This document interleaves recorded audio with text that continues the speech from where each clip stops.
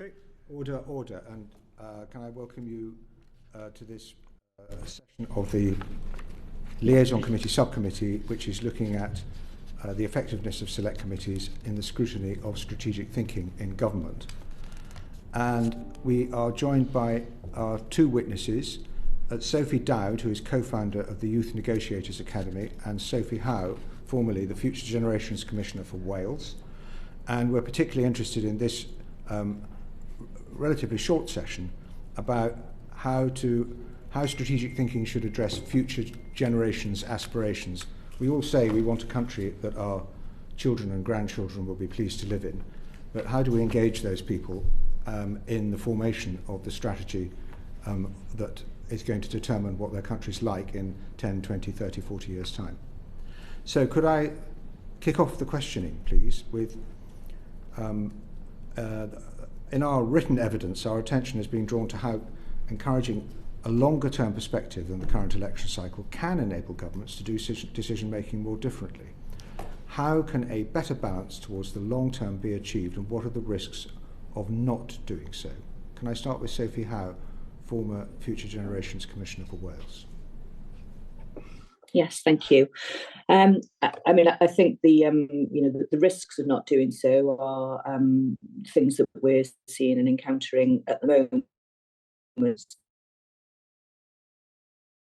You've frozen. Ecological crisis, issues around generational poverty, and the challenges that we have in terms of health, life expectancy in particular, kind of plateauing, and long-term health conditions, and of course whether or not we're prepared for an ageing population and issues around AI and automation. And I think that all of those issues are problematic because they require long-term interventions over parliamentary cycles, and perhaps that's why because we haven't got that long-term perspective, I think that's why there are particular challenges with these issues. I think that perhaps some of the ways around that are, first of all, there's something around the setting of long-term goals for a country, and I know that sounds like, how does that work in electoral cycles, but it is something that we've done in Wales through the passing of the Wellbeing of Future Generations Act, where 7 long-term goals have been set out in law, so they don't change from one political cycle to the next, and they basically set a vision for the Wales that we want to leave behind to future generations. That vision and those goals were formed through a national dialogue with citizens, and that's quite unusual, I suppose, for governments to have quite open and future-focused dialogues with citizens. We do a lot of consultation, engagement, and so on, but that tends to be focused on short-term or quite narrow sort of policy objectives. This was a bigger conversation around the future and what we want to leave behind. And I think the setting of those long-term goals is important for a number of reasons. First off, as I said, it sets this vision for the Wales that we want. And I was describing this to someone the other day, and they used quite an interesting analogy around use of a sat nav. If you want to go somewhere, you program into the address into your sat nav, and your sat nav will take you there eventually. There might be roadblocks, there might be changes, there might be things that your sat nav is anticipating, because it's quite clever at doing that now in terms of congestion or whatever it might be. But ultimately, it will get you there. If we don't have a vision, a long-term vision of where we want to go, government policy really is only responding in the short term, not knowing whether the things that it's doing is going to take us as a country to a set of kind of a long-term objectives and a long-term vision. So that's why I think this long-term vision is really important. I think, and I'll just wrap up because I know we're short on time, by saying I think that there are a number of other things you need to build into a system in order to enable that to happen. The long-term vision, but also then the capability and the capacity within a system to be thinking to the long term. So I'm talking about training, development, capability and capacity building amongst the civil service, for example, on how do we do foresight, how do we work with communities and experts to do scenario planning, how well do we use future trends within our policy development. That is also a kind of really important part of embedding long-term thinking into a system. Thank you very much. Sophie Daud? Yes, thank you for having me here, and a pleasure to see you again, Sophie. So I thought I'd just quickly introduce myself, because perhaps my credentials and background don't speak for themselves in the same way that Sophie's do. So I'm an intergenerational justice advocate. I've spent the last several years of my career reshaping public spaces to help them better involve young people's voices and to achieve more intergenerationally just outcomes, and also supporting and working directly with young people to help them most effectively influence those spaces.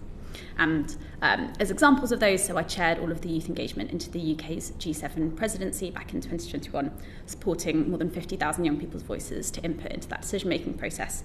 And then more recently, I co-founded the Youth Negotiators Academy, which works with countries around the world and trains young people to become their international diplomats. And our first programme has trained more than 200 young people to become climate change negotiators. So effectively, I come to this space as an intergenerational justice advocate.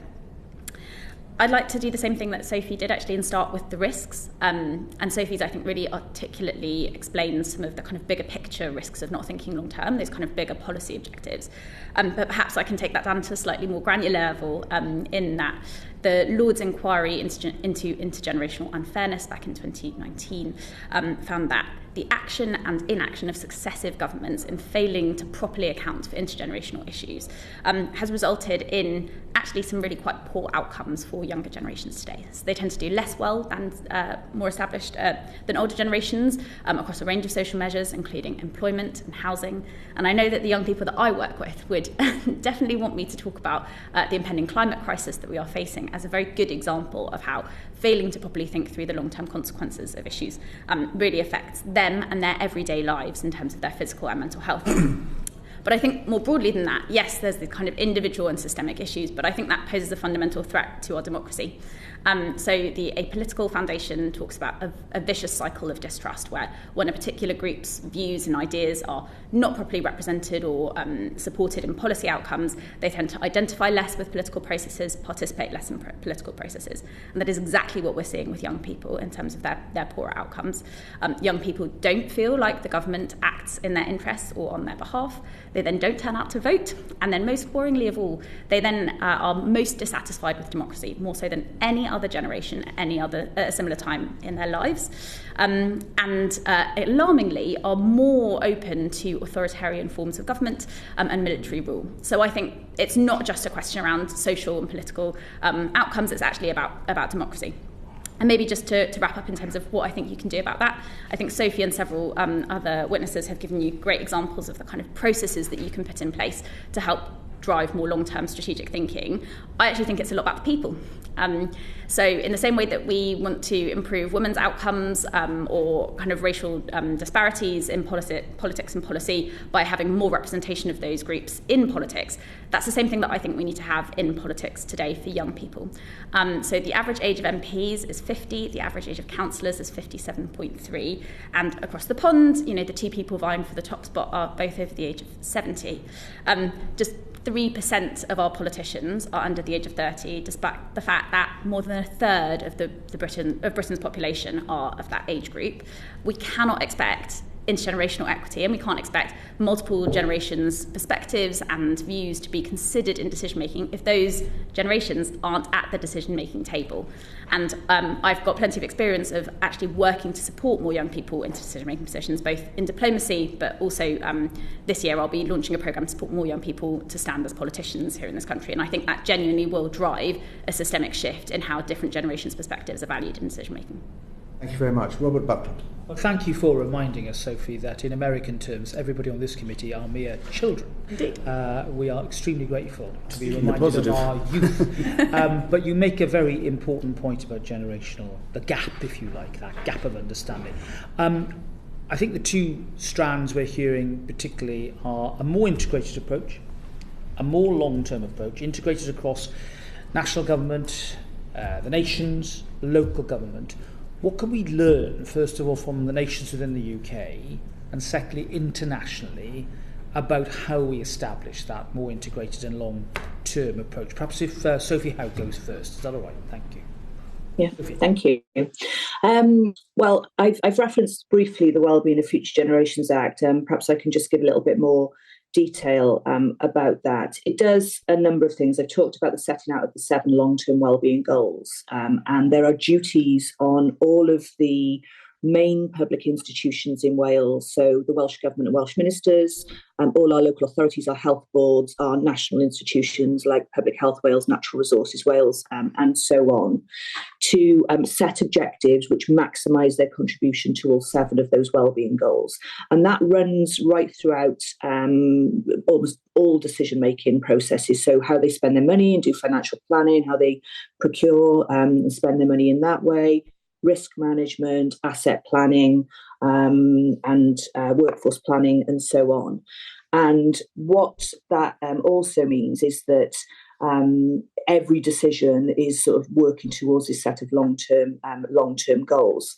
The other principles within the legislation is that the public institution must demonstrate how they're applying 5 ways of working, or the Sustainable Development Principle as it's set out in law. And that is, they must show how they've considered the long-term impact of the things that they do, how they're seeking to prevent problems from occurring or from getting worse, how they're integrating their actions, so recognising the connections between each one of those wellbeing goals, both positive in terms of they should seek to do the things and prioritise the things that make the biggest contribution to those wellbeing goals. The converse of that is that they should avoid doing really well in one goal at the expense of another goal, for example, or at least recognise those connections. They should collaborate and they should involve citizens. So those are 5, I think, quite common sense principles of decision making, which both account for the long term and account for this sort of the fact that everything is connected to everything. The other important part about the legislation is, as I said, it applies right from government down to, in some cases, some of our larger town and community councils. So you're seeing that connection, if you like, not just in the short term in terms of what a particular government might have in their manifesto and programme for government for the next 5 years, but a connection in the long term between what every part of the public system and decision-making infrastructure is doing. So we think that that's a sensible model. I don't know if we've got time to go into examples of how that is actually working, but I can give you some of that if we do have time. You asked about other countries as well. I think it's likely that Scotland will be the next nation globally to pass something like a Future Generations Act. The government are currently consulting on a wellbeing and sustainability bill, which in large part is likely to be modelled on the Welsh Act. In other parts of the world, we're seeing an increasing number of countries taking an interest in this. Now, some of them are starting from the perspective of wanting to set longer-term wellbeing goals. Some of them are describing that as, doing wellbeing indicators, measuring what matters beyond GDP. There's a range of different ways to describe it. Other countries are really having a focus on embedding capacity and capability around foresight, scenario planning, and so on. So the Kenyan Parliament, for example, doing some really interesting work in this space. Australia starting from the perspective of setting longer-term wellbeing goals with a bit more foresight and futures work happening on the side. Norway, we're starting to see the embedding in legislation of long-term wellbeing goals. There are a number of countries across the world who are starting to do this, and that is also being picked up at a multilateral level. The UN this year, the UN Secretary General has proposed that there should be a UN declaration for future generations and the appointment of a UN Special Envoy for future generations, which we're expecting to see at the Summit of the Future, which is happening in September of this year. So I think there are a range of models that you could pick up on and, learn from and have the potential to be embedded. I think it's fair to say that the Welsh model is probably still the most holistic and all-encompassing of the models that we see across the world. Right, we're going to have to speed up. Sophie, have you got anything you briefly want to add? I actually have very little to add. I think Sophie's really comprehensively covered. The Wellbeing of Future Generations Act in Wales really is the gold standard in intergenerational justice, and systematically embedding that across governments around the world. We're seeing a bit more popping up, so nothing further to add. Angus McNeill. Yeah, thank you. Things happen without planning, and Sophie Daud, you're making some point and good points about intergenerational fairness. And I'm just looking at inequality. The richest 10% own 43% of the wealth. The poorest 50% own about 9%. This on the ONS in 2020. The UK as a whole, the top 0.1% share of the wealth has doubled to 9% from 1984 to 2013, and the top 0.1% hold the same amount of wealth as the bottom 50%. So a lack of planning has got us to a certain point. But to the other Sophie's point, you mentioned the Scottish Government. The Scottish Government wouldn't have the levers to do half of these things that it might want to do, because any policy could be undermined by DWP change at Westminster. So firstly, we've got an issue with the overreach of ambition in devolved countries, and secondly, if we don't plan strategically, are we going to get more of this? More of this inequality? Go for it, Sophie. Sophie Daud. I suppose I don't pretend to imagine what might happen in the future, but I don't think things will get any better if we don't start to think strategically. No. Thank you, Liam. Sophie Daud, can I just ask, what do you think are the kind of top 2 or 3 methods for engaging the public and indeed younger generations in the formation of long-term policy? Absolutely. So I think there are a couple of different methods that work for a variety of different formats, actually, and a variety of different outcomes. One of the methods that I think actually was talked about by some of the previous witnesses to this inquiry were around kind of having youth boards or youth committees. So, for example, a kind of set of young people who might sit here and grill MPs on their plans and their planning for the future. And we've seen that across a variety of different sectors, so included in the corporate sector as well. And I think it's very well-meaning, but often it doesn't necessarily serve the function that it's intended to, because it tends to be an independent, siloed process where young people kind of go and grill some people and then nothing happens, which isn't a huge degree of help in actually changing things. But I do think it is a good kind of mechanism to get people started, at the very least. One that I think is actually really effective is involving young people in intergenerational dialogues about particular strategies and policies. And that means actively involving young people in decision-making processes. So this is the approach that I adopted when I chaired all of the youth engagement into the UK's G7 presidency. I formulated very strong relationships with government departments. I helped young people to input into policy making throughout the course of the year-long presidency. And what you ended up seeing there was this kind of dialogue as opposed to just kind of an input and then waiting for the black box to spit something out. And that, I think, is really effective, because what you have is really kind of expert young people inputting on really expert issues. To make that work, obviously, you do have to have very clear kind of project terms. It often works very, very well for kind of a year-long presidency or a strategy that is about to come out, when you have a clear output and a really clear understanding of how the input is going to affect that. It works really effectively. So, for example, the School of International Futures, with their national strategy for next generations, did intergenerational dialogues on what would a national strategy look like based on young people's perspectives. They got to talk about what they wanted UK foreign policy and values to look like in the future. When there's something really specific and tangible and you can see the kind of feedback mechanism, it works really, really effectively.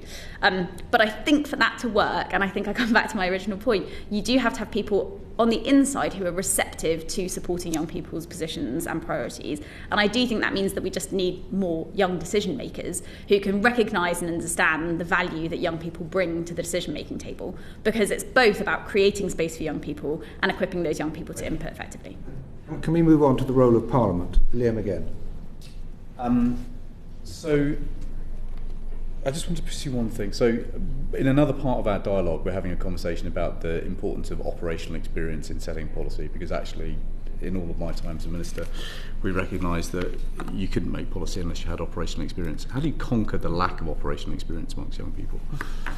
I think young people may not be experts in how to deliver a multi-million-pound programme, but they're definitely experts in their own lives. And they can give you real-world experience and knowledge about how that will land with a particular age group, how that might affect, how that might play out in schools or kind of youth settings across the country. I think it's really challenging to kind of base it on expertise of specific things, whereas actually young people are experts in their own lived experience, and they very much can bring that to the table. Thank you. So, Sophie, Howe, we've heard a lot about the virtue of collaborative partnership in much of the evidence that we have taken. Any views on how that kind of cross-party discussion is best facilitated, stroke crystallised? I think that clearly, select committees are cross-party by their very nature, and I think they have a key role to play in scrutinising the government in terms of how they're thinking to the long term and considering intergenerational equity. But I think from our experience in Wales, there are also some challenges with that in terms of really getting underneath the skin of what's going on, in the official machinery of government. So the sorts of things that select committees, for example, could be examining and do examine are things like how a budget's allocated for the long term, how have long-term trends and scenarios been considered in the development of this particular policy? What sort of performance indicators and measures are we considering in terms of how we're measuring the success of this policy? Are they very short-term, or are they looking to the long term and looking at an integrated way?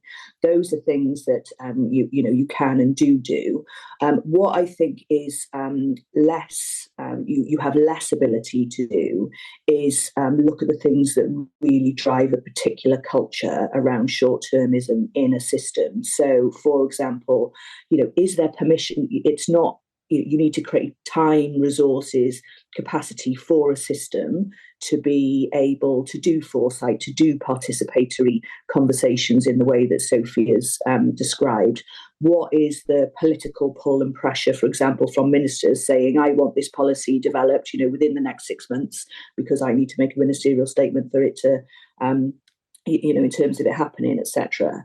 I think that there's a whole range of issues there in terms of the culture, which, as Commissioner in Wales, with the ability to go in under what we call Section 20 review powers and actually go into organisations and almost audit the extent to which the conditions are being created to allow this long-term thinking, that's perhaps something which is more difficult for a select committee to do. But if there was a way, I don't quite know how it would work, but I think it's almost getting underneath the skin in that way that perhaps is the thing that needs to happen, because you can produce a law and it can require us to do particular things. As to whether the system then reforms its own culture to truly embed that law or to just pay lip service to it, I think is a different matter. Thanks, Jim. Angus, Neil. Yeah, Finland produces, as we know, a Finland population of Scotland, a little bigger than Wales, produces its annual report in the future, which inspires and amazes many here, and it looks like something we should be following. How should Parliament here at Westminster organise and undertake that sort of document, the production of that document? And what do you see as benefits from doing that? So if you have? Yeah. I think it's an incredibly useful document. I think the fact that Finland have a committee of the future which does that work and then publicly says this is our kind of analysis of the future issues that we should all be considering is important. I think, however, it shouldn't be a one-hit wonder, if you like. It's a bit like mainstream inequality. Having an equality committee is really important to turbocharge, I suppose, a focus on how we're taking forward equality agendas. But it shouldn't just be seen as the domain of that equality committee, just like doing long-term thinking and intergenerational equity shouldn't just be seen as the domain of a committee of the future. So I think the big challenge for Parliament is how do you perhaps take the work and the expertise of that committee of the future, if one were to be established, or a report that is published, and how is that woven through every aspect of what all the other select committees are doing, so that when the Health Select Committee is scrutinising the Secretary of State for Health, they're asking questions around long-term trends and scenarios and foresight that is coming from that report, and that's not just seen as the domain of the Committee for the Future. Yeah, on the Energy Committee, we hear about the fact that cold and damp houses are costing the NHS something like $1 billion or plus a year. But there's a couple of other issues here, and it's a cultural issue, because even stretching back to the 90s, John Major, it wasn't before the 24-hour news cycles, but John Major had suddenly plucked out of the air a Cones hotline, which is one of the few things we remember from John Major's government. Also, there was, my committee heard last week of a constant downgrading of investment in wind energy in the UK because of constantly changing government positions. Again, one speech is known by a government energy minister about a decade ago, the speech that cost 1,000 jobs. So the point I'm driving at here is, while we at the moment can see virtue in what's happening in places like Finland, and incidentally, what criticism are there within Finland of their own process in doing this? But the cultural change has got to be very wide when we have the 24-hour news cycle that's around us, and the rush to do a Cones hotline going off-piste or suddenly causing actual downgrades in investment. That's the question. Sophie, Howe. I'm happy to pick that up. I totally agree with you. I think that's why there is, I think, a real importance around having some independent accountability. Now, of course, Parliament itself is providing that accountability, but in terms of a real focus on sometimes Parliament in Wales, isn't, for example, the future generation. When a minister makes a speech, that's it. He might have cost 1,000 jobs, and that's it. That's the end of it. The task is done. Mm-hmm. There was probably no accountability for that speech, for instance. Mm-hmm. I think you've made your point. So in Wales, if that had happened in Wales, during my term of commissioner, I would have been intervening in that and asking the minister to demonstrate how, in making that announcement and that policy direction, she or he had applied the Future Generations Act. And I'd be asking for a public explanation around that. Now, the commissioner couldn't force the minister to change their mind or stop them doing something. That's not the role of commissioner, but they can require a public explanation around that, which there are statutory duties which ministers and others then have to publicly explain. Last question, Robert Rutland. Thank you, and it's addressed to Sophie Howe again, I'm afraid, with apologies to the other Sophie. Sophie, you've given us a very good insight into ministerial accountability. Just two things, really, from the 2015 Wellbeing of Future Generations Act. What mechanisms are there to allow accountability of civil servants? And secondly, how is the Senedd itself, how are Senedd members engaged in strategic scrutiny under that Act? Yeah. So Senedd members are, in the same way that we were, I suppose, just describing now in terms of the role of select committees, Senedd members use the Future Generations Act as part of their scrutiny through Senedd committees. Mm-hmm. They would, for example, take evidence from the Future Generations Commissioner, so on a range of different topics, but some of the set piece evidence sessions, for example, were every year in terms of scrutiny of the budget. So they would be asking me about my assessment of how well the budget accounted for the requirements of the Future Generations Act, and lots of evidence then of how that was flowing in back into recommendations and reports and so on from those Senedd committees. In terms of civil servants, the duties in Wales are on Welsh ministers, but it's also on the whole government. So the government has to show how its policy development is being done in a way which applies the Future Generations Act. Thank you very much. Thank you very much indeed. I'm sorry it's a very brief panel, but the quality of the evidence has been excellent, and we're very, very grateful to you both. Yep. Thank you very much indeed. Thank you. If you want to send anything else in writing, then please do. Excellent. Can we have our next witnesses, please? Suspended.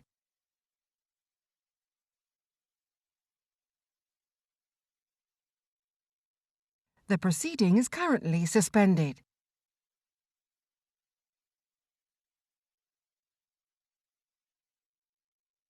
The proceeding is currently suspended.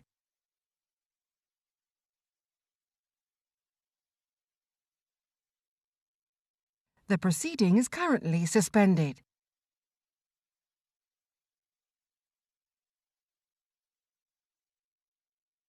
The proceeding is currently suspended.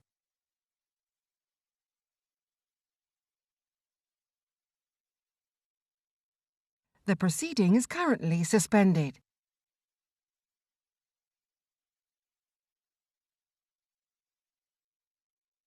The proceeding is currently suspended.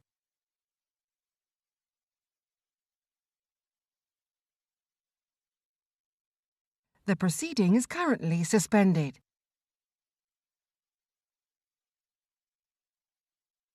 And Simon Case, Cabinet Secretary. We will get straight on. Unfortunately, we're expecting a division at some stage. We have to suspend for the division. And so if you don't mind just hanging around until we come back. Also, Liam Byrne has got to go back into the debate about trade. I'm afraid I'm finding all our select committee chairs are very busy people. And so he will ask his questions now, so he gets the opportunity. And then we'll come back to the beginning of the order of questions. Liam Byrne. Thank you very much, and apologies for having to nip off for wind-ups in a moment. John Glen, perhaps I could just start with you and just ask, we've heard lots of evidence about how the Cabinet Office might need to change in its role. Those of us who have served in the Cabinet Office will have mixed views on that advice. What's your view on whether the Cabinet Office needs to shift from coordinating departmental inputs to actually directing strategy in a more active way?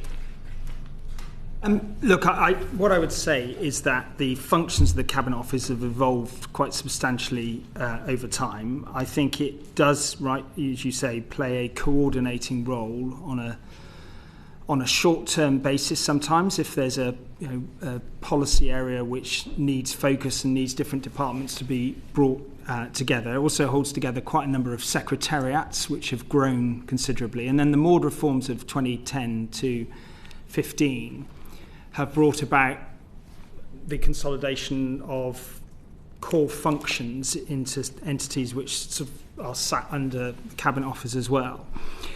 I don't think that any one formation is going to be perfect forever. I think there was a case in 2010-15 that there was a need to say, well, what can things that need to be done department by department, things could be provided centrally, so the digital, the property, the commercial functions have evolved.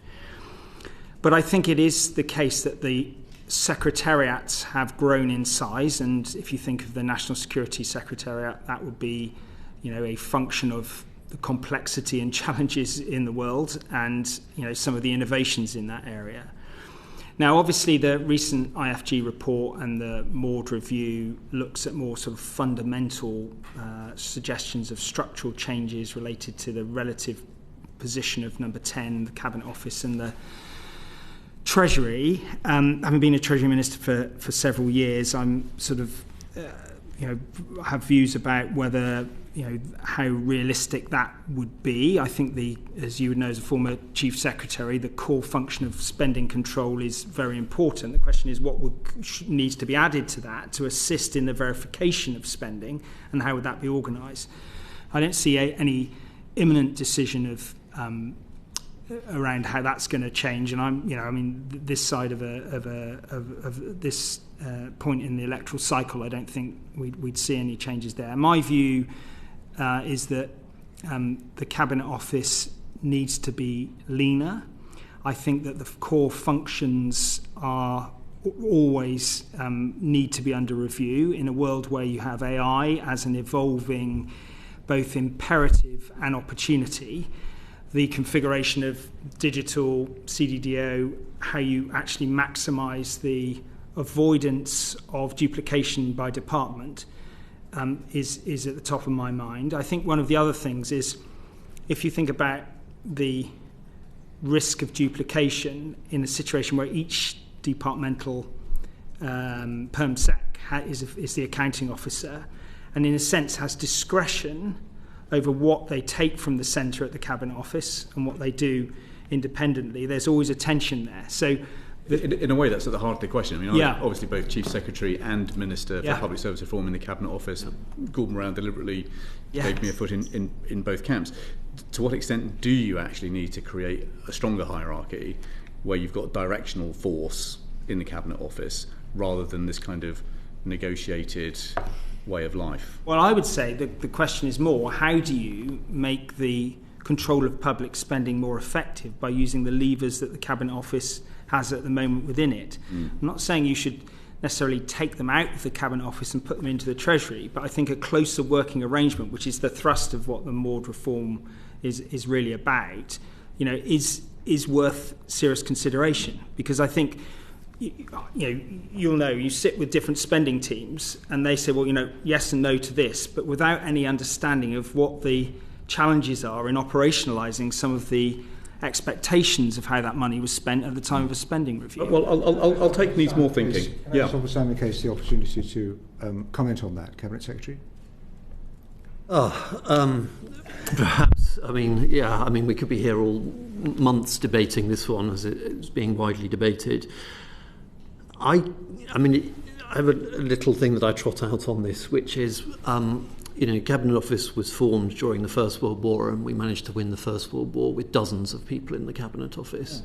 During the Second World War, we managed to win the Second World War with hundreds of people in the Cabinet Office, and now we're at 10,000 people or so in the Cabinet Office, and there's lots of debate about whether that's right. I think the core functions of the Cabinet Office of coordinating and directing on behalf of the Prime Minister and Cabinet are there. The thing that's changed over the last sort of decade plus is the Cabinet Office has become responsible for delivering services predominantly to other bits of government and some directly to the public. And I think the general view is that delivery is important. Things have been taken off departments so that they can be done just once at the centre of government, or that was Lord Maud's original intention. I think the question for us over the next period and for the start of a new parliament is, what's very clear is we must be focused on delivering excellence in those core tasks of the Cabinet Office, the old-fashioned stuff of secretariats, and basically delivering the Prime Minister and Cabinet's will through government. And you want excellence in delivery of those sort of public services to other government departments. Quite how you break those up, I think, people will have their own views. But if you've got good, strong delivery of, say, shared services, which is important in rendering some efficiencies, that doesn't let us escape from this question of how do you ensure that there is a stronger directional force from the Cabinet Office over long-term strategic planning. So Contest is a good example of a strategy that is cross-government, works quite well, withstood the test of time, changes of administration, but it's actually got both reasonably collaborative but directive control, but it's also underpinned by a pretty healthy shared culture where people work together quite effectively around a set of shared outcomes. How do you kind of replicate that kind of model in other long-term strategic policy dilemmas with a stronger Cabinet Office? Well, Contest is quite a good example, and actually one of the very best examples, because of course Contest is not driven from the Cabinet Office. Contest, originally when Contest was first drawn up under the leadership of David Omand, it was actually for the first few years there was a bit of a bun fight, to be honest. You may remember this from your time in the Cabinet Office. I think one time I had to come and brief you on this when you were there. I think just after the Mumbai attacks, I had to come and brief you on what had happened. That it was a real muddle for the first few years between what was going to be done in the Cabinet Office and what was going to be done in the Home Office, and then a very sensible decision was just taken under the strong leadership in the Home Office, under the Office for OSCT, as it was, Office of Security and Counter-Terrorism. It would be driven. The lessons on how you replicate this, for me, I'm afraid, are a bit simple. I'm sure we'll come back to definitions of strategy, but in the end, what you need is clearly identified goals. You need an implementation plan. You need resources that go with that, and you need some sort of evaluation process that can create that virtual cycle between what you're learning and what your strategy is. Actually, we in the Cabinet Office, the right thing to do is to wherever a strategy is being held, is holding people to account that here's the framework, here's what good strategy looks like, whether it's being held in the centre or whether it's being in the department. This is an important distinction. So you can have directional centres, not simply in the Cabinet Office, but in lead departments. You definitely can. So the Vaccines Task Force was a very good example, a recent example. There are examples over the last few decades of where not everything has to be done from the Cabinet Office. There is this, I think Michael Gove has sort of famously said that often the Cabinet Office just becomes the place where everything that nobody else knows or nobody wants gets put, and that's not a sensible way of growing a department. What did you learn about culture and how we work to foster a more strategic culture? What from that? From the culture? The experiments and innovations that you've been involved in? Whether it's contest or vaccine task force or... The thing that clearly identified goals, the whole team understanding what the objective is. Take another example, which I know you've heard evidence from, I think, from Lord Robertson, is the nuclear deterrent, maintaining continuous at sea deterrence. It's a really good example of where everybody who's working on this, from, the latest apprenticeship during BAE Systems Academy in Barrow, through to the First Sea Lord and the Prime Minister, understands that this is the mission. And then I think one of the things that really matters in terms of successful strategy is that there's continuity. If we're chopping and changing those goals every 5 minutes, it doesn't work. If you actually have a culture that genuinely values expertise from a range of different, take the CASD example, there's lots of different people involved in maintaining CASD, all with their own expertise, from your welders through to the your strategic weapons engineer who's literally got his or her finger on the trigger. You'll forgive the impertinence of the question, but can you foster a genuine culture of inclusiveness while being a member of an all-male club like the Garrick? Is that a good signal to send to the machine? Can you get him? I have to say my position on this one is also clear, is that if you believe profoundly in reform of an institution, by and large it's easier to do if you join it to make the change from within rather than chuck rocks from the outside. And by the way, maths is also part of this. Every one person who leaves who is in favour of fixing this antediluvian position, every one of us that leaves means these institutions don't change. I think when you want reform, you have to participate. Here. You wish to declare an interest? Yes. Yeah. Yes, I do. And I do so. But as a member of the Garrick? As a member of the Garrick, yes.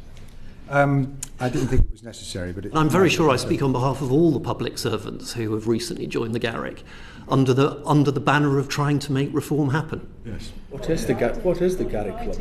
One day. Doesn't matter. It's not very important. Yes, in the context of strategic thinking in government, I'm not sure it's that important. Exactly. Reassuring to hear. You finished then? I have, thanks, Joe. Well, we'll go back to the top in terms of what strategic thinking in government should look like. And Cabinet Secretary almost echoed what we've circulated in writing to you. What do you think of the proposed wording that we've given you for a shared understanding across Whitehall? And it's really primarily for civil servants rather than ministers, that they should understand what each other's talking about, particularly when they come from such departments that are so diverse in culture. Yeah. With the minister's agreement, I'll sort of take this one. I'm not sure we can say today that we totally sign up to it, but it is definitely the starting point that we're going to take for the work. Chair, as you know, over the last year or so, with you and others, some of your specialist advisors to the committee, we've been looking at how we improve our capabilities in government on strategic thinking.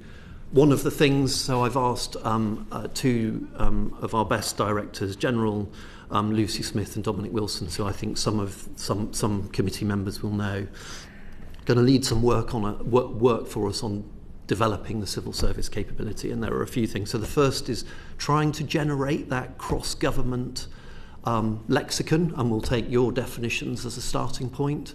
I think we would recognise that strategy means lots of different things across government, and we need to try and improve that. The second thing is actually developing a syllabus, a core syllabus for us on developing strategic, capabilities in government. And the third is thinking through the sorts of frameworks that we might we might want to develop on national strategy should ministers be interested in developing them. Anything to add, Minister? No, I do agree with what Simon has said. I think my concern is that the word strategy is overused, and therefore creating a common expectation of what it's defined as and how it's used, I think, is critical. I think it's got to get that balance between policy, activities, resourcing, which the definition that you've circulated includes.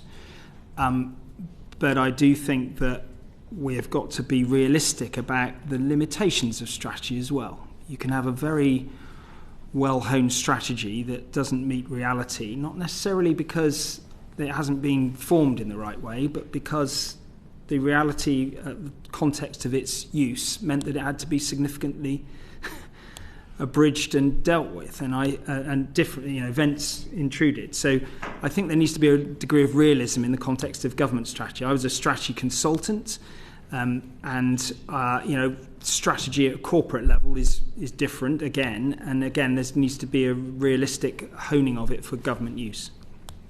Yeah, it's very useful. Thank you very much.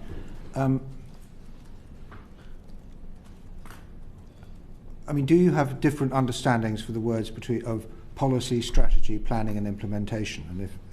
And because sometimes these are all used interchangeably. Do you want me? I get to do the ones on definitions. So I think implementation, clear, make things happen.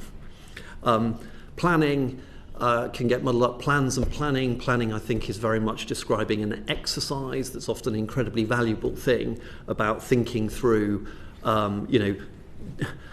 exercising and developing plans for how things would work. I think that the one that really I think you have to be careful about is policy and strategy.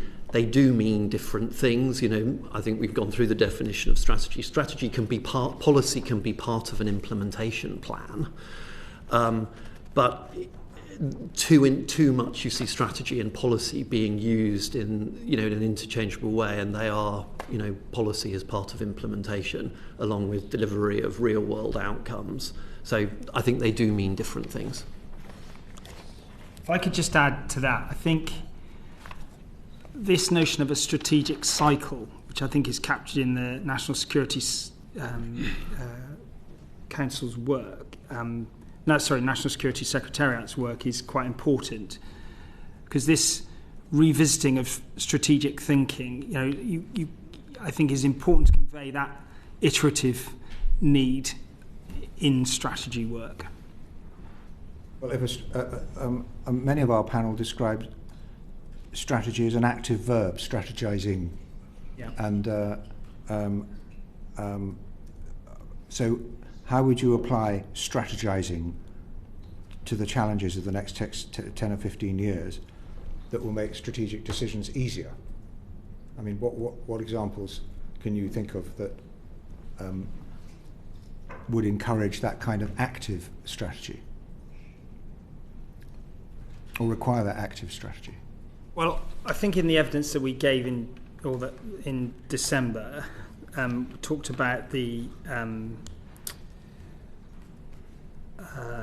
foreign policy review and the IR refresh. That is an example where we brought lots of thinking together across Whitehall, which was refreshed over 2 or 3 years, and the integrated review. And I think that is a good example of where strategic thinking has been meaningfully upgraded along that basis of a cyclical review. I think that there is a distinction to be made between the capacity we have in the Cabinet Office secretariats for horizon scanning, looking at data, looking collaboratively through some of the international fora that we as a government or all governments would participate in, versus actually bringing that home in terms of what is for the UK government. And I think that the evolution in the secretariats that we have in the Cabinet Office, speaks to the increasing complexity. I think are probably some of the other examples that perhaps looking back historically, the the challenges of terrorism, public disorder, wildfires, which I think are in some of the national risk registers, 89 potential risks, is a good example of where we've got that work there. What then translates into strategic thinking comes down to an evolving assessment of the relative risks, which is what a lot of what we're doing in the Cabinet Office all the time. Cabinet Secretary made a speech quite early in his term called The Curse of the Missed Opportunity. Very often, strategy is meant to be looking for opportunities as well as mitigating risks, and we can paralyse government by mitigating risks, but how do we think strategically in order to engage in more opportunities? Well, I think it does come down to prioritisation, because you can. So let's take an example of devolution, and the other one I want to refer to is universities and the use of universities. I'll start with universities. Now, if Tony Blair comes into government and says, the strategic goal of this government is to get more people to go to university, and over time, what do we see? We see more people going to university. We see the funding model under stress. We see it then fundamentally changed, and we now see a situation where we have reliance on income from foreign students. Now, all of that is an evolution in a policy where the strategic goal was set and future governments had to receive it and iterate live with it. If you think about devolution, now obviously it was cooked up in opposition, came to pass with legislation, I think, in 1998. You've got a very interesting but different context in each nation in terms of what that actually looks like. And this is where the reality of the operationalisation of strategic thinking about the goal of greater devolution hits the reality of politics on the ground.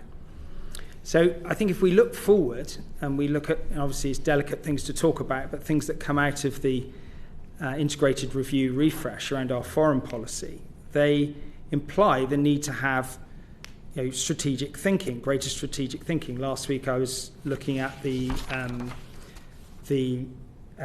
biological security strategy. Now, that's something that's evolved as a consequence of risks that have evolved. So there is an interplay between the assessment of the horizon and the need of government to respond to that. But what I'm trying to convey is that the outworking of a strategic decision of one government in time can impose different challenges and policy dilemmas which necessitate quite a fundamental rethink potentially. Well, might comment that maybe the those decisions weren't so strategic after all, because they weren't in the context of the problems they would create. But Cabinet Secretary, you got anything to add on this bit of the conversation? Perhaps one other sort of lens on it, which is to your point about finding the opportunities, not just dealing with strategy fundamentally as an exercise in risk, even though that is when you look through our history, a lot of the strategies that people talk about, and many of the examples that others have mentioned in front of you, are in that national security space of managing risks. I think one of the things that I've done recently with Angela McLean, who's the government's chief scientific advisor, is we've recreated a group that used to exist before, where we bring together permanent secretaries to take big themes, do foresight and horizon scanning. So we look at questions like demographics, where you very specifically ask the questions about both the the pressures that this is going to bring, but when you're talking about, say, something like technology, when you're talking about AI, as many people are at the moment, is actually trying to identify the opportunities in those. And part of being successful and bringing that into strategic thinking has to be talking to people outside government. I think a terrible mistake in government would be strategy thinking that's something that needs to be done in secret in government. So many of the big challenges, both threats and opportunities, we need to be open to talking to people outside government. Well, we'll move on. Thank you very much. UK comparative performance, Ian Stewart.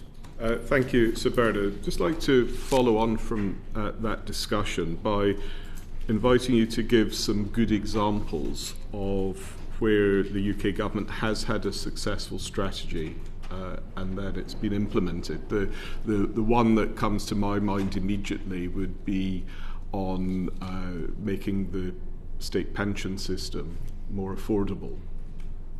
Something that's arrived at a broad political consensus, whether that's raising the state retirement age, auto-enrolment, a policy that's likely to continue irrespective of who's in government. Is that a good example to follow? Are there others? And what do we learn from that in terms of how that decision was reached and then implemented? I think this goes to the heart of the problem of strategy and political reality. You can do a report, you can look at I think Baroness Neville-Rolfe did a report looking at life expectancy and the interaction with the cost of pensions as life expectancy increases, then what's the appropriate interval, and then you've got the challenge that societally, that whilst when the pension came in, I think there was a sort of average lifespan of 4 years from when pensions were being used, and now it's in some cases 15 to 20 years across which part, but that's what we expect. So, I'm not sure that is a great example, in the sense that there's the theory, the strategic thinking is, in order to mitigate the ballooning cost of people living longer, do we change the pension age? And then there's the reality of what that looks like as you go through the electoral cycle and what the dynamics are between different parties. I mean, I think if we really step back and we say, look at UK as a whole, and we think about big strategic decisions, you could say that the decision in the 1980s to privatise a number of industries was something that, though controversial at the time, has stood the test of time. Now, we might now get to a point where we might say, look, the regulatory regimes with the different regulators are up for discussion over whether they were configured with sufficient teeth or not, and whether they've led to the right level of capital investment. But I do think that was a strategic decision that stood the test of time. And I think the decision, I guess, by the Labour government that was implemented in the 5 years between 1945 and 1950 with respect to the NHS, a health service that was free at the point of need, regardless of ability to pay, is something that has also stood the test of time. Those are strategic decisions of a UK government that have endured through subsequent governments, even if there's been lots of iterations in the nature of that provision, delegation and organisational structures around it. But I think there are relatively few examples. That I think the other one that we were contemplating, and I think is also true, is NATO.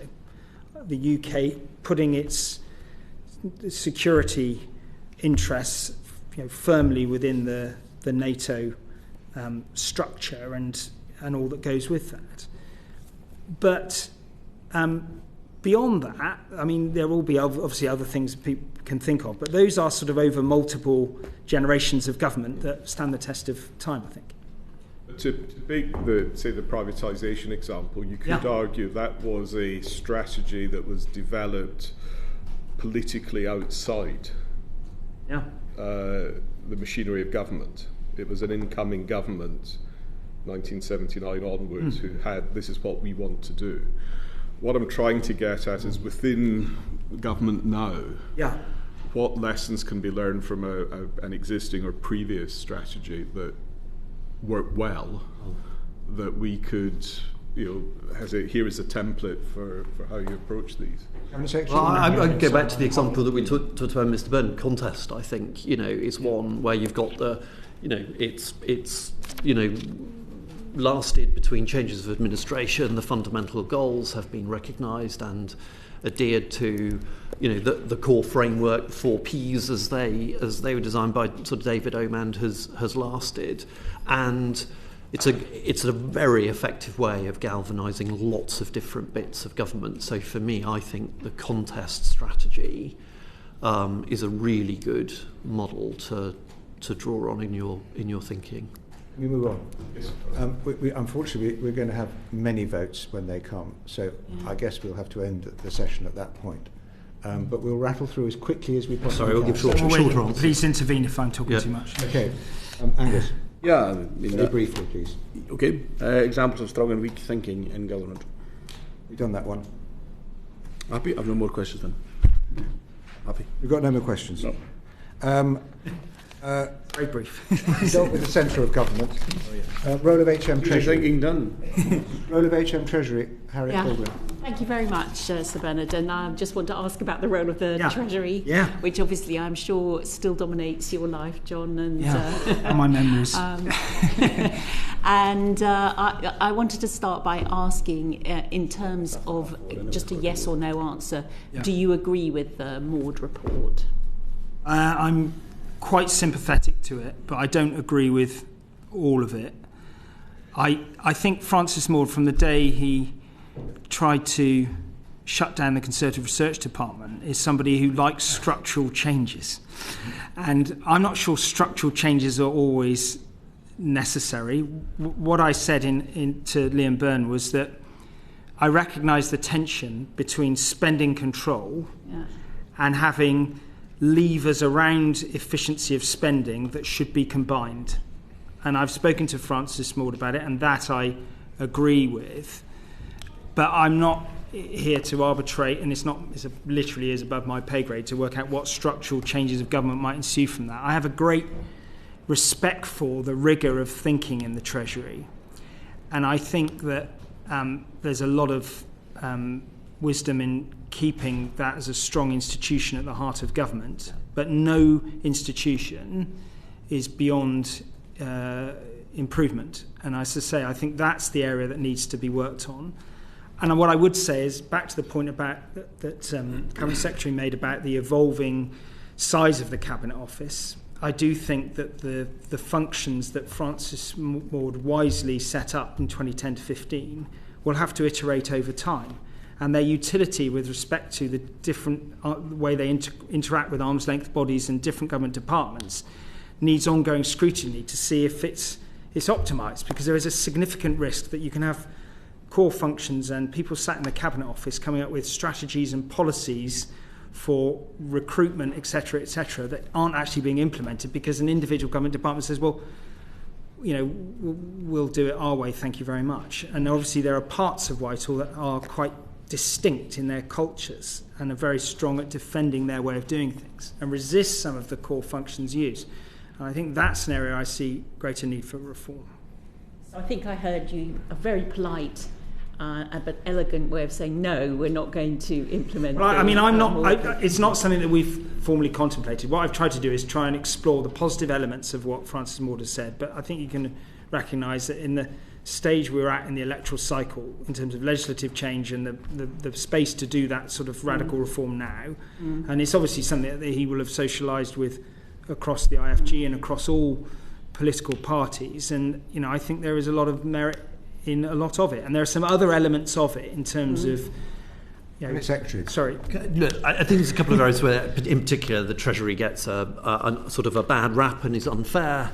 Increasingly, we're seeing the Treasury come up with, multi-year. You will have seen some examples through your committee, a sort of 10-year spending horizons. The Treasury gets a sort of bad rap for somehow, not enabling cross-cutting funding for cross-government programmes. Actually, as you will know very well, in managing public money, there are 6 examples of the different way that the Treasury will work with, with departments in a cross-government way. The final thing is, I think, again, a lot of focus ends up going on the Treasury, which is just a consequence of politics. When the Treasury is harnessed with all of its capabilities, with a strong political direction, so the one I talk about is a good example is the coalition years 2010 to 2015, when you had a programme for government that had been agreed up front.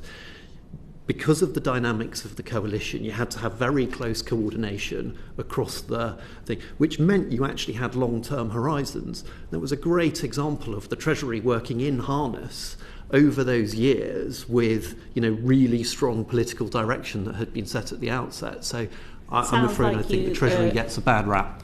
Unfair. It sounds like you agree, Cabinet Secretary, with your predecessor, Lord Sedwill, who said that he did not find the Treasury to be the obstacle that some others have described. How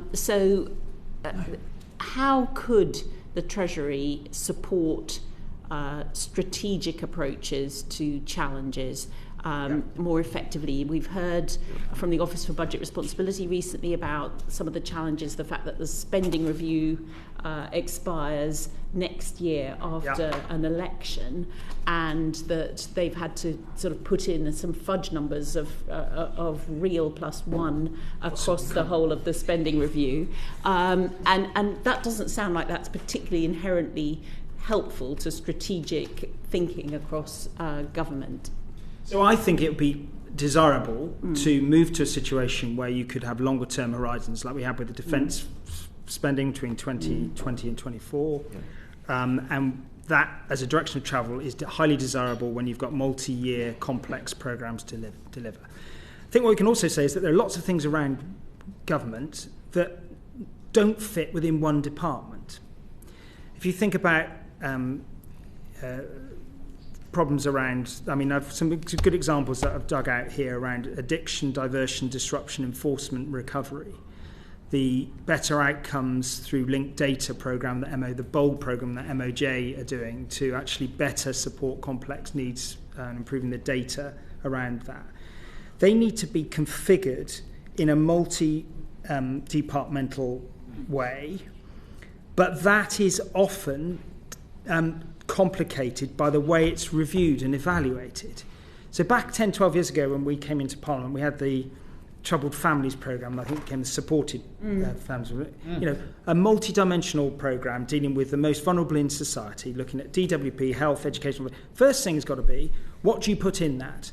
What are the different government departments? And then how do you create meaningful accountability? Do you have a lead department?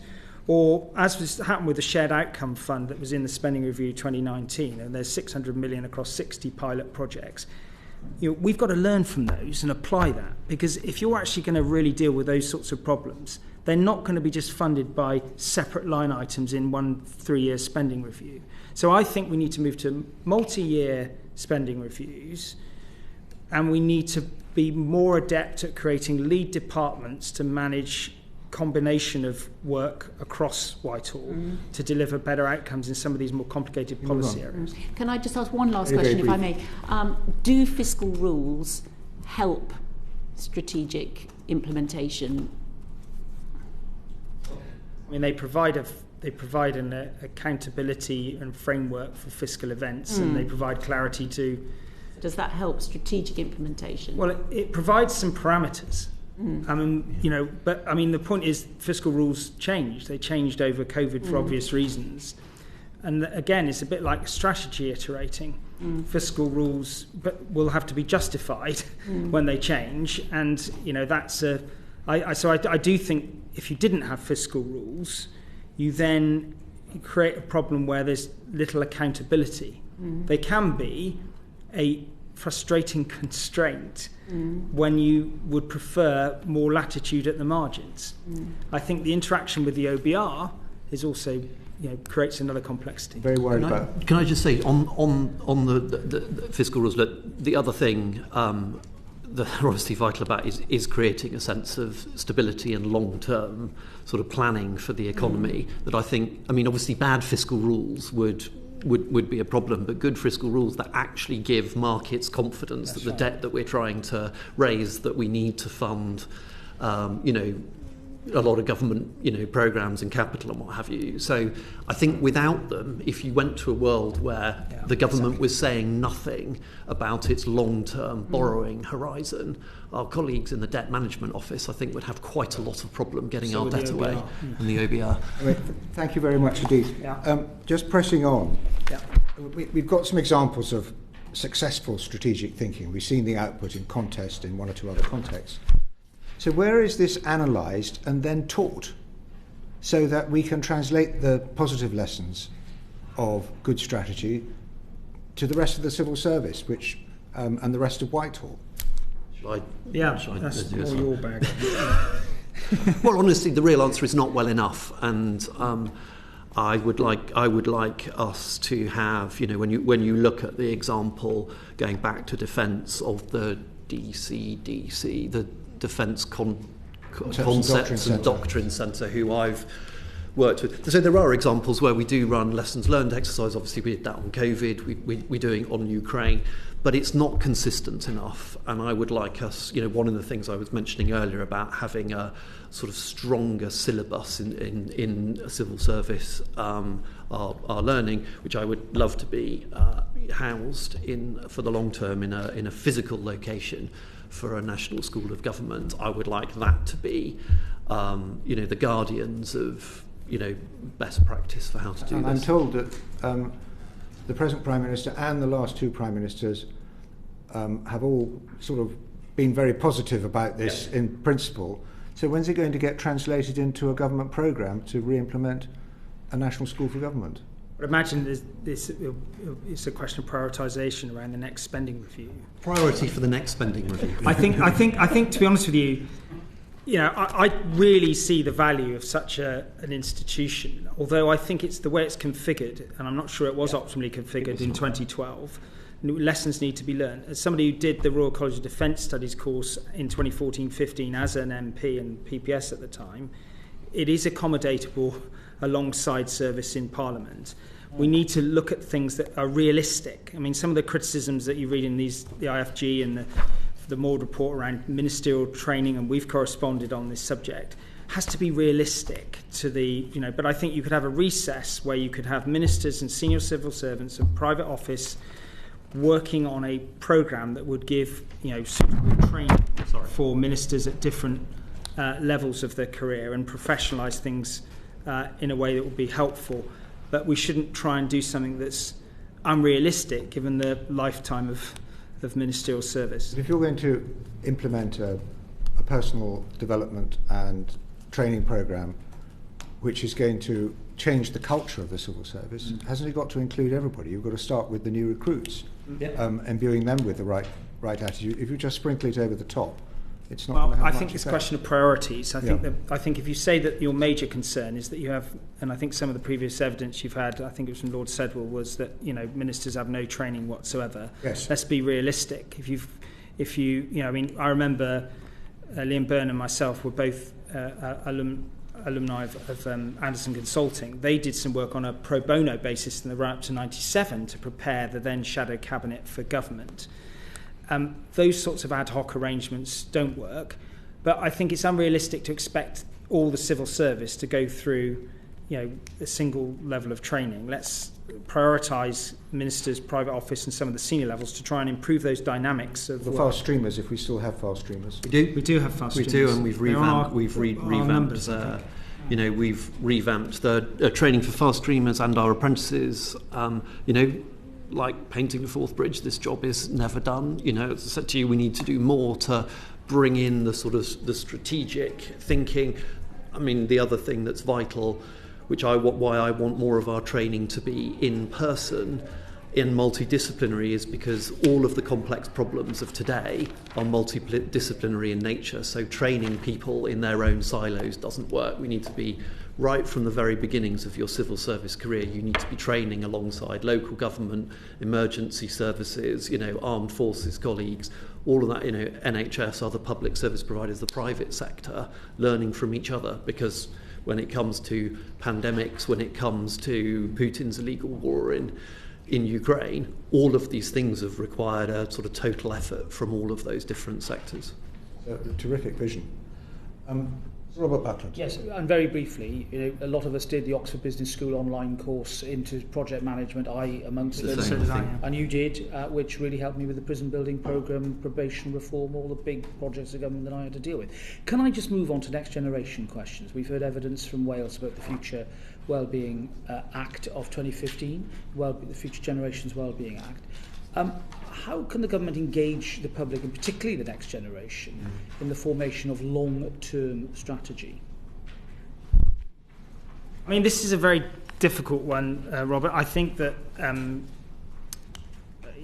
the way that we as MPs engage with next generation, you and I in Swindon, Wiltshire, to visit schools and actually trying to be part of that whole dialogue across multiple generations is really important. I think this education centre here a few weeks past where we don't as MPs engage. I think it's really important that we have a system where MPs and our ministers, most of our ministers, obviously those in the Lords are engaged in the real challenges of the communities that we represent.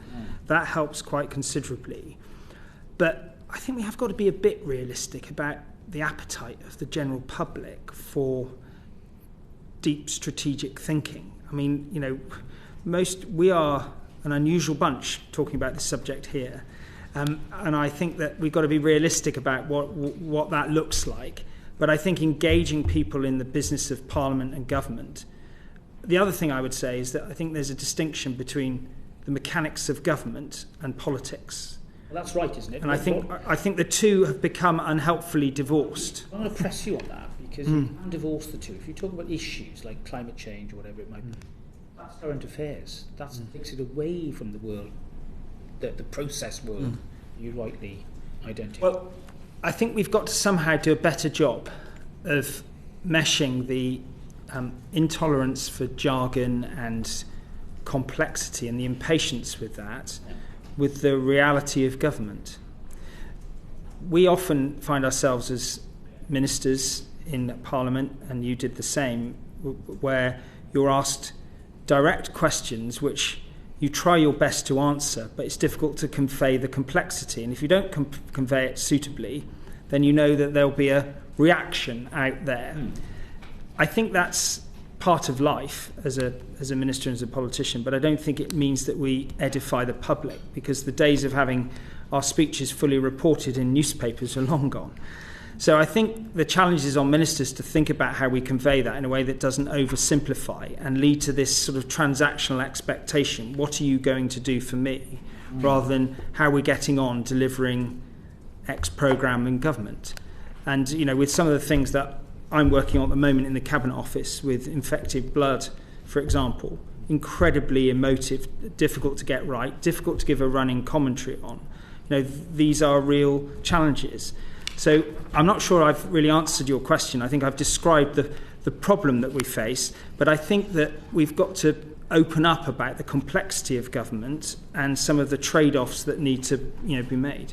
In short, I'm asking, have you considered the Welsh model? Because it's seen as a world leader in terms of intergenerational engagement. A lot of other jurisdictions are looking at it. I haven't actively considered it yet so far. Can I just bring it? I mean, the reason why this inquiry is happening is because committee chairs want to be engaged in long-term strategic thinking in government, and yet in the day-to-day discourse of most of what happens between government and select committees, it doesn't seem that it's generating the right atmosphere to promote strategic thinking and strategic decision-making in government. How should Parliament, I mean, the one way the public is engaged is through Parliament. How should Parliament be more engaged in the oversight of long-term strategic decisions? If you look back in 2010-12, when we did the Defence and Security Review, there was an active dialogue. I was on the Defence Committee. There was a dialogue with generals, RUSI, different think tanks, and there were also a number of debates in Parliament on those themes. Now, the necessity of government is that strategy had to develop quite quickly in the context of strained fiscal situation at the same time of fundamental threats facing the UK. I thought there was a reasonable iterative process by which there was dialogue through the formation of that strategy, and then the select committees scrutinised that and made recommendations on how it could be done better subsequently. Now, I left that committee in 2012, and obviously there have been subsequent reviews of different genres. So I suppose I'm quite sympathetic to the status quo with respect to this, and I think we've got to be realistic about in the context of what I said about strategies that span multiple departments. There are mechanisms for, and I was on a select committee in 2015-16 where DWP and Bayes select committee combined to look at certain aspects of cross-governmental activity. Some more of that is possibly necessary, but I'd be a bit wary, and I think you cite the Finland model. There are a number of horizon scanning activities across Whitehall, which probably feed into select committee deliberations and indeed ministerial and civil service deliberations. I think there can be a risk that you've got, and I worry about this with some of the functions in the Cabinet Office, that there are multiple scanning evaluation exercises going on, and there is overlap and duplication. And I think that is a risk because it's not efficient and it's not necessarily going to drive the best analysis. I mean, the difficulty with the existing select committees, they mirror the silos of government. And a Future Generations Committee, as they've got in Finland, scrutinises a cross-government strategic document for the future. It looks at the future. If you look at the OBR's fiscal risks report, it looks at some of the fundamental risks. It's very much siloed to one committee. Cabinet Secretary, what thoughts do you have about engaging Future Generations or Parliament? I'd like to look at the Welsh model. I think I would underline one of the points that ministers make, which is, unlike many of our counterparts across G7, one of the things that's one of the strengths of our model is that many of our ministers are also, have constituencies that gives them that very direct connection, on a weekly basis to the things that are going on, the issues that matter, which is something which I think is one of the strengths of our system.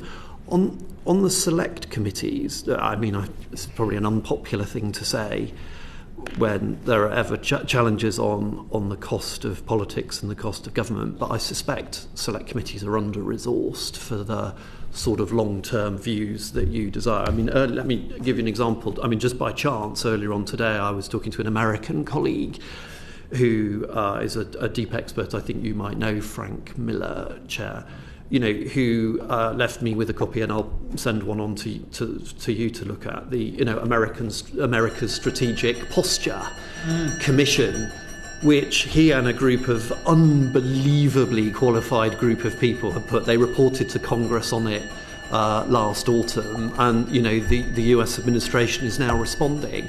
This is a very serious piece of work that is challenging both Congress and but yet you have to put the effort into the resource to get these groups of people together to deliver. So I think there is something about how you can bring in high quality resource to support you.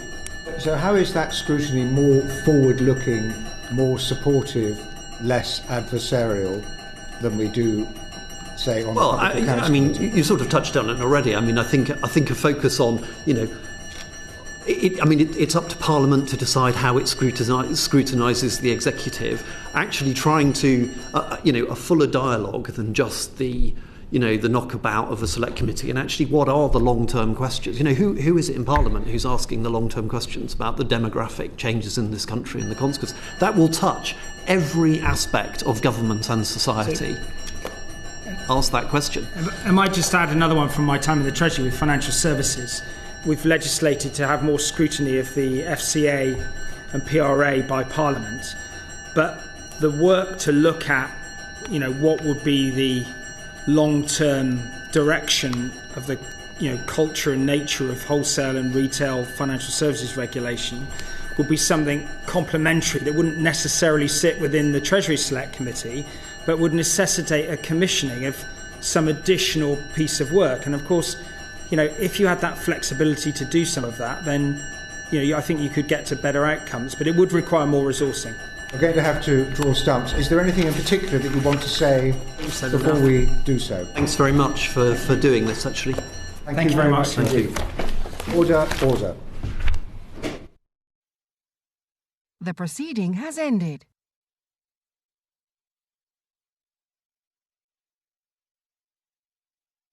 The proceeding has ended.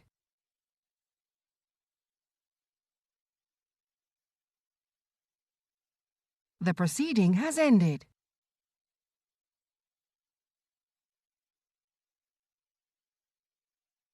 The proceeding has ended.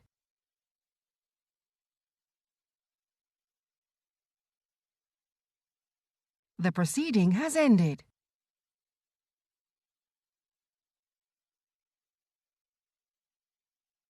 The proceeding has ended.